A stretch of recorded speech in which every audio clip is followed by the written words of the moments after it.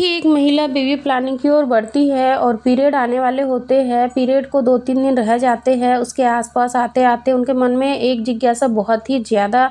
उथल-पुथल कर रही होती है कि इस महीने मुझे प्रेगनेंसी कंसीव हुई होंगी या नहीं हुई होंगी, कहीं मेरे पीरियड तो नहीं आ जाएँगे? क्या ऐसे कोई साइन और सिम्पटम्स है जो कि मुझे पीरियड से पहले ही बता देंगे कि हाँ, मैं प्रेग्नेंट हूँ? तो डियर, आज के इस वीडियो में मैं आप लोगों के लिए कुछ ऐसे ही साइंटिफिक बेस्ड कुछ ऐसे सिम्पटम्स के बारे में जानकारी आज आप लोगों को दूँगी, जो कि 100% साइंटिफिकली प्रूवन है कि ये लक्षण महिलाओं को तब दिखाई देते हैं जब उनका सक्सेसफुली गर्भारोपण हो जाता है। अगर आप भी जानना चाहती हैं तो आज की इस वीडियो को अंत तक ज़रूर देखिएगा।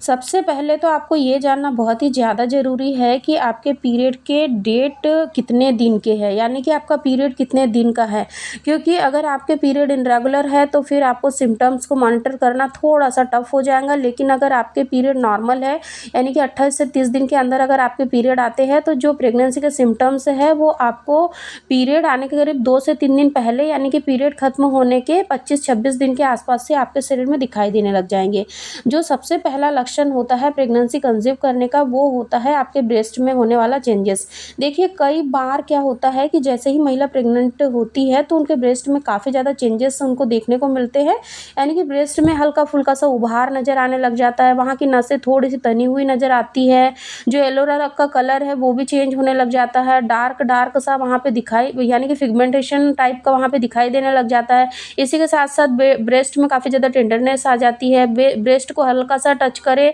तो वहाँ पे एक दर्द सा महसूस होता है काफ़ी सारी महिलाओं को। इसी के साथ साथ मैं आप लोगों को एक ऐसे लक्षण के बारे में बताऊंगी जो कि पर्सनली मुझे अपनी प्रेगनेंसी के दौरान महसूस हुआ था। हो सकता है कि आप में से काफ़ी सारी महिलाएं इस लक्षण को महसूस कर रही है, लेकिन आपको कंफर्म नहीं हो पा रहा है कि ये प्रेगनेंसी का है, ब्लॉटिंग का है, अपच का है, गैस्ट्रिक प्रॉब्लम का है, या फिर किसी और वजह से आपको ये लक्षण दिखाई दे रहा है। देखिए,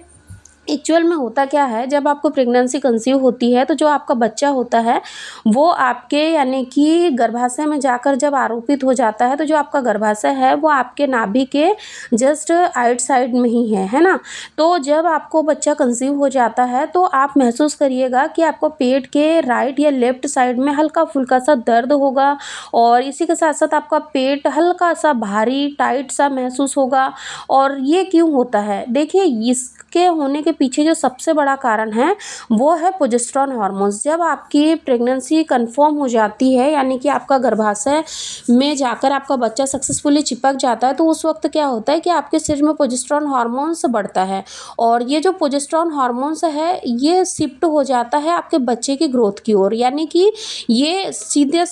सीधा आपके बच्चे के ग्रोथ में काम करता है। यानी कि जो एंडोमेट्रियम के में जाकर आपका बच्चा चिपकता है तो उसको नरिस्ट करने के लिए, उसको भरण पोषण की जितनी भी ज़रूरत की चीज़ें हैं वो उसके ओर ट्रांसफॉर्म करता है, जिस वजह से क्या होता है कि आपकी बॉडी में, यानी कि जब आप खाना वगैरह खाते हो तो वो डाइजेस्ट होना चाहिए, लेकिन अब यहाँ क्या हो रहा है कि जो प्रोजेस्टेरॉन हार्मोन्स है वो शिफ्ट हो गया आपकी बेबी की ग्रोथ की ओर। तो इस वजह से क्या होता है कि डबल वर्क होने की वजह से आपका जो खाना है वो टाइम से डाइजेस्ट नहीं होता, यानी कि डाइजेशन की प्रोसेस काफ़ी स्लो हो जाती है, जिस वजह से आपको पेट में ये सारी प्रॉब्लम्स देखने को मिलती है। अपच, गैस्ट्रिक प्रॉब्लम, ब्लॉटिंग, फूला-फूला पेट होना, भारी-भारी सा लगना। तो अगर आप बेबी प्लानिंग कर रहे हैं और ये चेंजेस आपके पेट में आपको देखने को मिल रहा है, तो आपको इस चीज़ को ये नहीं सोचना है कि कहीं मैंने कुछ उल्टा-सीधा खा लिया इस वजह से तो नहीं हो रहा, कहीं मेरे पीरियड आने वाले हैं इस वजह से तो नहीं हो रहा। अगर इस अनुभव को आप फर्स्ट टाइम महसूस कर रहे हो तो यहाँ पर किसी भी तरीके की मेडिसिन या फिर किसी भी तरीके का काढ़ा या कोई भी होम रेमेडी या पेट साफ करने की कोई भी मेडिसिन, ऐसा आपको कुछ भी यहाँ नहीं खाना है, क्योंकि ये क्या होता है, स्टार्टिंग फेज रहता है और ये लक्षण बहुत ही क्लियरली विजिबल हो जाते हैं महिलाओं की बॉडी में, और ये आपको बताते हैं कि हाँ, अब आपका बच्चा सक्सेसफुली जाकर गर्भाशय की दीवार में चिपक गया है। तो ये ऐसा लक्षण है जिसको आप अनदेखा नहीं कर सकते। अगर आपको पीरियड से पहले ऐसा कभी भी महसूस नहीं हुआ और आपने इस महीने अनप्रोटेक्टेड रिलेशन बनाया, आप बेबी के लिए एक्सपेक्ट कर रहे हो और ये चेंजेस आपको दिखाई दे रहा है, इसका मतलब कि आपके घर बहुत ही जल्दी गुड न्यूज़ आने वाली है। इस चीज़ को आपको यानी कि समझना है कि 99% कन्फर्म है कि अगर ये लक्षण दिखाई दे रहा है मतलब प्रेगनेंसी हो जाएंगी। फिर भी 1% आप थोड़ा सा रुक के वेट करिए, जब आपके पीरियड मिस हो जाएंगे उसके बाद प्रेगनेंसी टेस्ट करिए, तब आपको प्रेगनेंसी कंफर्म हो जाएंगी। थर्ड लक्षण की अगर हम बात करें तो देखिए, ये जो लक्षण होता है ना, जो महिलाएं आईवीएफ का ट्रीटमेंट लेके प्रेग्नेंट होती है या जो महिलाएं आईयूआई करके प्रेग्नेंट होती है या जो महिलाएं नेचुरली प्रेगनेंसी होती है, यानी कि तीनों ही टाइप की महिलाओं में ये लक्षण देखने को मिला है। और ये साइंस ने प्रूव किया है कि चाहे वो आईवीएफ से बच्चा कंसीव हुआ है या फिर वो नेचुरली कंसीव हुआ है, ये सिम्टम्स यानी कि 99% महिलाओं में से 1% महिलाओं को दिखाई देता है, जो कि होता है इम्प्लांटेशन की ब्लीडिंग। देखिए, इम्प्लांटेशन की ब्लीडिंग जनरली उस केस में महिला को होती है जब उनका जो बच्चा है, मान के चलिए कि वो जाके यानी कि यूट्रस में जो गर्भाशय की दीवार है वहाँ जाके चिपक गया, जैसे कि आप यहाँ वीडियो में देख रहे हैं। मतलब ये जो बच्चा है वो कोशिश कर रहा है कि आपके गर्भाशय की दीवार में जाकर चिपक जाए, ठीक है। जब वो चिपकता है तो उसको वहाँ अपने आप की पकड़ को मजबूत बनाने के लिए, अपने आप को वहाँ सुरक्षित तरीके से सेटल करने के लिए जो एंडोमेट्रियम की लाइनिंग है ना,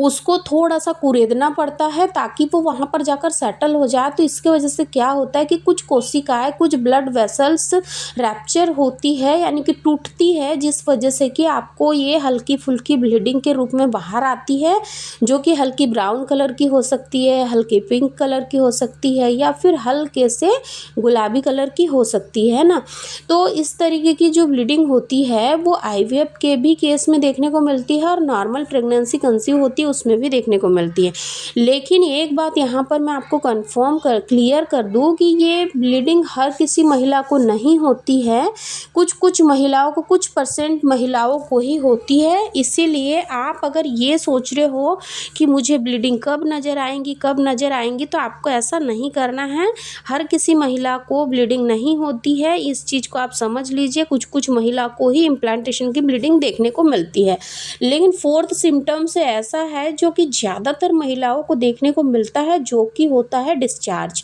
देखिए, जनरली हम सभी जानते हैं कि जो महिला का जो बॉडी स्ट्रक्चर है, जिस तरीके से प्रकृति ने उसको डिज़ाइन किया है, उस तरीके से महीने के अलग अलग समय में, अलग अलग दिनों में महिलाओं को डिस्चार्ज होता ही है और सबके काम अलग अलग होते हैं,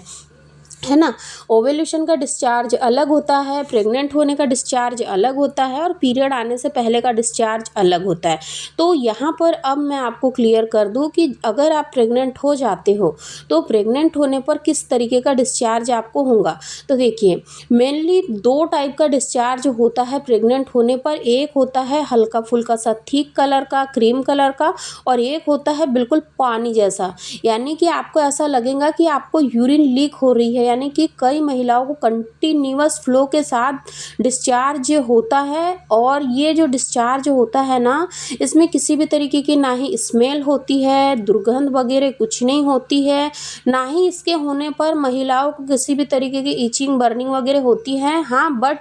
इतना ज़रूर होता है कि अगर कंटिन्यूअस डिस्चार्ज होता है तो महिलाएं काफ़ी अनईजी फील करती है, अनकम्फर्ट फील करती है, क्योंकि गीला गीला लगता है। तो ऐसे में महिलाओं का जो ध्यान है